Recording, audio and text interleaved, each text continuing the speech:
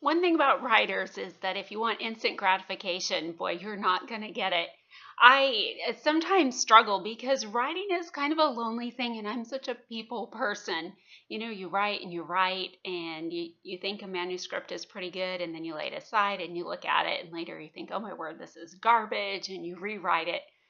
But I have been working diligently and feel very passionate about my subject of writing about my brother with Down syndrome. And so I recently thought, I really feel like my manuscript has hit a new level where it's quite good.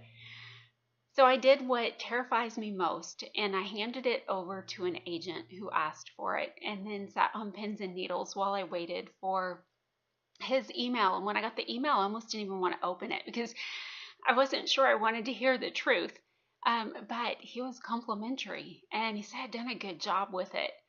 And then I also turned it over to a colleague that I don't know very well, but that I know, as she describes herself, a voracious reader. And after talking about books that she liked and what she thought made good writing and what made terrible writing, with much trepidation, I sent a copy to her. Now, please don't call and ask me to send you copies. I'm very careful about letting it out.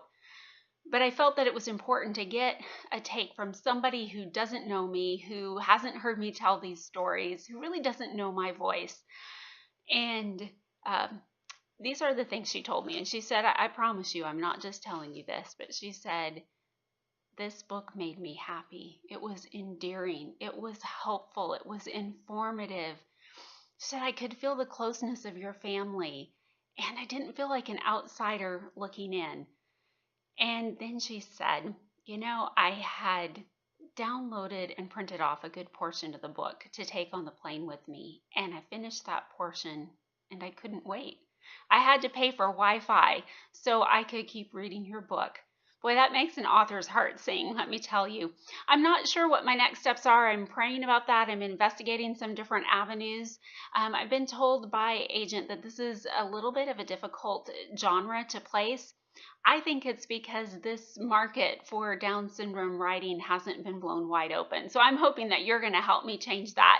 If you haven't subscribed to my YouTube channel, Laura Shares, you can also find me on Instagram at Laura_shares. Have a terrific day.